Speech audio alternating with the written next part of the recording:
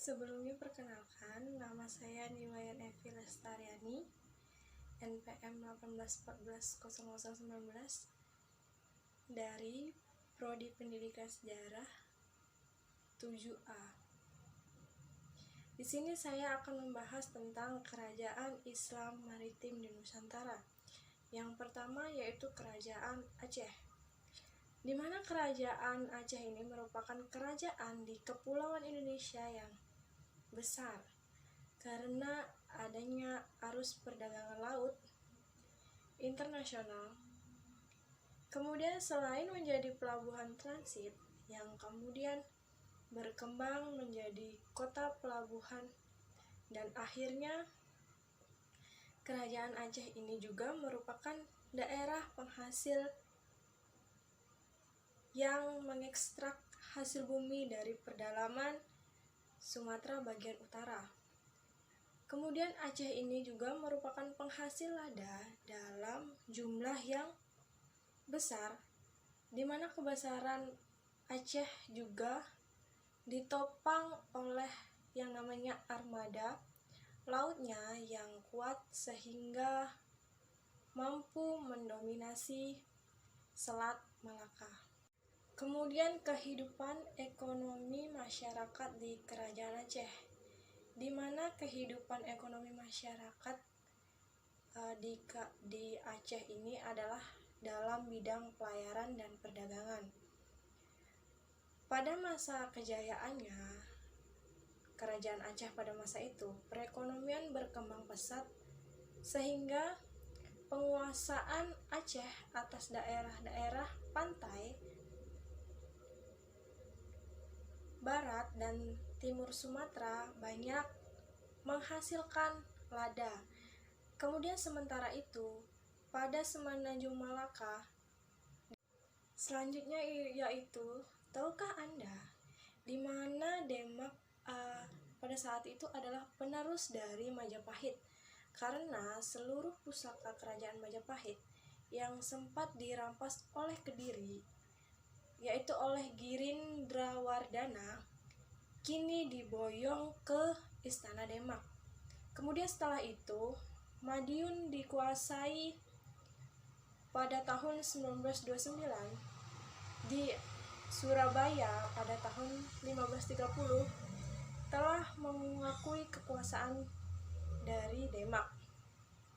Kemudian Pasuruan, Gunung Penanggunang yang merupakan tempat suci umat Hindu Jawa, Malang juga akhirnya dikuasai pada pertengahan abad 16 Masehi. Kemudian masuk ke kehidupan ekonomi pada masa Kerajaan Demak, di mana perekonomian pada masa Kerajaan Demak ini berkembang ke arah perdagangan maritim dan agraria. Agraria di sini sering disebut dengan pertanian, di mana ambisi Kerajaan Demak ini menjadi negara maritim diwujudkan dengan upayanya merebut Malaka dari tangan Portugis. Perdagangan antara Demak dengan pelabuhan-pelabuhan lain di Nusantara cukup ramai.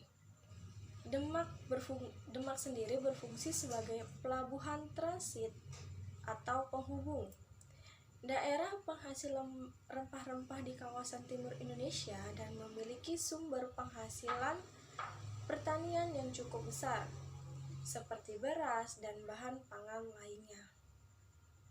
Lanjut ke Kerajaan Goa, di mana pada awal Kerajaan Goa ini sebenarnya merupakan sebuah aliansi di mana raja-raja berasal dari garis keturunan Goa, dimulai pada abad ke-16.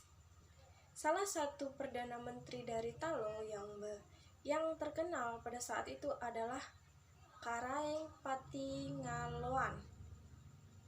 Masanya yaitu 1639 sampai 1654 Masehi, yang bahkan dikatakan memiliki perpustakaan yang berisi karya-karya bahasa Portugis dan Spanyol, dan fasih berbicara dalam kedua bahasa tersebut.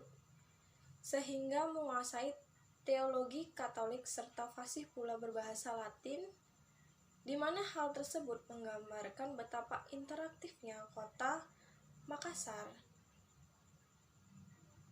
sebagai pusat kerajaan Gua Talo antara para penduduk lokal dengan para pedagang asing dari berbagai bangsa di Eropa. Sekarang kita masuk ke bidang seni dan arsitektur, di mana bidang lain yang kena pengaruh masuk Islam adalah kesenian. Kita bisa lihat dari seni bangunan yang ada di negara kita ini. Karya misalnya makam, masjid, dan keraton. Bangunan-bangunan ini menunjukkan akulturasi dari Hindu dan Buddha pada masa itu. Bisakah kita lihat kalau masjid itu atapnya dibuat bertingkat dan jumlahnya selalu ganjil seperti candi. Kemudian seni rupa juga jadi kesenangan yang berpengaruh besar dalam akulturasi dari datangnya Islam ke Nusantara, di mana pada masa itu seniman menerapkan teknik stilasi, yang dimana ini adalah teknik yang dilakukan untuk menyamarkan ukiran makhluk hidup, di mana pada masa itu sistem feudal dan penguasaan tanah juga tetap dipertahankan.